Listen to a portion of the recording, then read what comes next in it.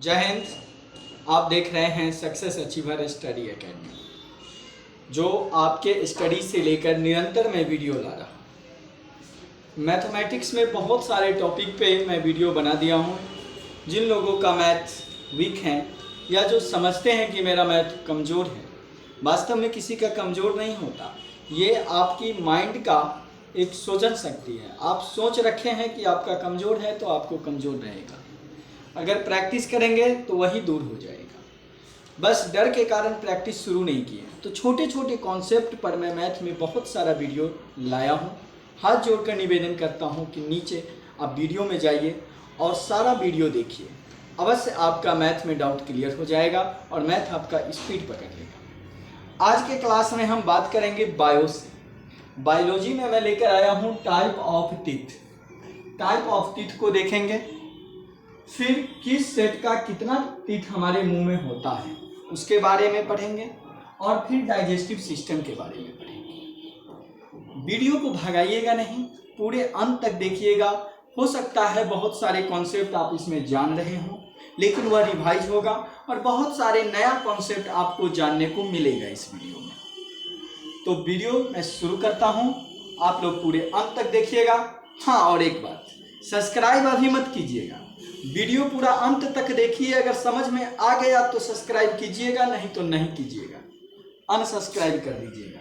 चलिए देखिए, वीडियो शुरुआत कर रहा हूँ। टीथ का जो टाइप होता है वह जनरली दो टाइप का होता है, अगर सेट के आधार से होते। पहला मिल्क टीथ और दूसरा परमानेंट टीथ। जीवन में टीथ दो ही बार मनुष्यों को मिलता है। जन्म से 1 साल के बाद, जो आप 6 महीने के बाद शुरू हो जाता है, तो आपको मिल्क टीथ होता है जिसकी संख्या 20 होती है, जिसे हिंदी में दूध के दांत भी कहते हैं। ये टूटने के बाद जो दूसरा दांत आता है वह उसकी संख्या 32 होता है और यही पूरे जीवन रहता है। ये अगर टूटा तो फिर तीसरे बार नहीं होता। और अब परमानेंट टीथ के टाइप की बात अगर हम करते हैं तो परमानेंट टीथ हमारे माउथ में 4 प्रकार के होते हैं। पहला इंसीजर होता है। इंसीजर का काम ही क्या है? काटना। तो इससे हम किसी भी चीज़ों को काटते हैं। जैसे कि अगर आप गाजर और मूली खाते हैं तो उसे पहले दांतों से काटते हैं, तो उसमें किसका यूज करते हैं? कृतंक का, यानी कि इंसीजर का। इसकी संख्या 4 नीचे होती है और 4 ऊपर होती है, कुल 8 होती है। समझ गए? दूसरा होता है रदनक, जिसे केनाइज कहते हैं। इसका काम है टेयरिंग फूड, किसी भी चीज़ों को फाड़ना। अगर आप ईख खाते हैं तो इसी केनाइज से ईख को फाड़ते हैं। इसकी संख्या 2 नीचे और 2 ऊपर होती है, यानी कि 2 नीचे होता है और 2 ऊपर होता है। ये कॉर्नर पे होता है, कोना पे होता है केनाइज, ध्यान रखेंगे। इसकी कुल संख्या 4 होती है।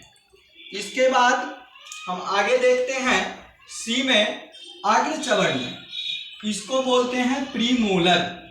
प्रीमोलर की संख्या 4 नीचे और 4 ऊपर होता है, यानी कि टोटल 8 होता है। इसका काम है चबाना। और सबसे लास्ट में जो होता है, दांतों में सबसे पीछे जो होता है, वह चवर्णक यानी कि मोलर होता है, जो 6 नीचे और 6 ऊपर होता है, यानी कि इसकी कुल संख्या 12 होती है। यही मिल्क टीथ में नहीं होता है, बाकी तो इसको मिलाकर टोटल टीथों की संख्या 32 हो जाती है। अब हम बात कर लेते हैं डाइजेस्टिव सिस्टम की। तो digestive system is a starting from our mouth. आपने पढ़ रखा होगा कि डाइजेस्टिव सिस्टम जो है वह मुंह से प्रारंभ होती है, परीक्षाओं में पूछी भी जाती है। मुंह से दांतों का काम है कि जो भोजन है उसे छोटे छोटे टुकड़ों में तोड़ना, और वह छोटे छोटे टुकड़ों में भोजन को तोड़ता है और उसके बाद उसी में आपके जीभ के नीचे जो लार स्रावित होता है, जिसे सलेवा कहते हैं, वह सलेवा जो स्रावित होता है, उस सलेवा में पाया जाता है टाइलिन नामक एंजाइम। वह टाइलिन नामक एंजाइम क्या करता है कि कार्बोहाइड्रेट को माल्टोज में बदल देता है। माल्टोज नामक शर्करा में बदल देता है कार्बोहाइड्रेट को। यही कारण है कि केवल सादा रोटी को ही अगर आप बहुत देर तक मुंह में चबाएंगे तो आपको मीठा लगने लगेगा। परीक्षा की 2 प्रश्न आपको यहीं पर मिल गया कि लार में यानी कि सलेवा में पाए जाने वाला एंजाइम कौन सी है, तो टाइलिन है। और टाइलिन क्या का कार्य क्या है, कौन से एंजाइम जो है आपको कार्बोहाइड्रेट को माल्टोज में बदल देती है, तो वह है आपको यही टाइलिन। टाइलिन ही कार्बोहाइड्रेट को माल्टोज में बदल देती है। उसके बाद आहार नाल में जाता है भोजन, फूड पाइप में, फूड पाइप से वह स्टोमच में चला जाता है, आमाशय में।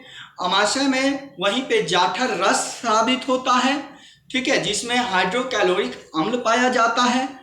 और वह क्या करता है कि भोजन में जो विषैला पदार्थ होता है उसको मारता है, और फिर फूड वहीं पे एब्जॉर्बेशन की कार्य शुरू हो जाती है, और जो न्यूट्रिएंट्स होता है उसे ब्लड के माध्यम से पूरे शरीर में पहुंचा दिया जाता है। एब्जॉर्बेशन का कार्य लीवर के द्वारा होता है, और बाकी के बचे हुए जो वेस्ट मटेरियल होते हैं उसे रिमूव कर दिया जाता है। तो यही सारे चीज़ डाइजेस्टिव सिस्टम में देखने को मिलता है। फिर वीडियो अच्छा लगा तो सब्सक्राइब जरूर कीजिए, लाइक कीजिए, शेयर कीजिए।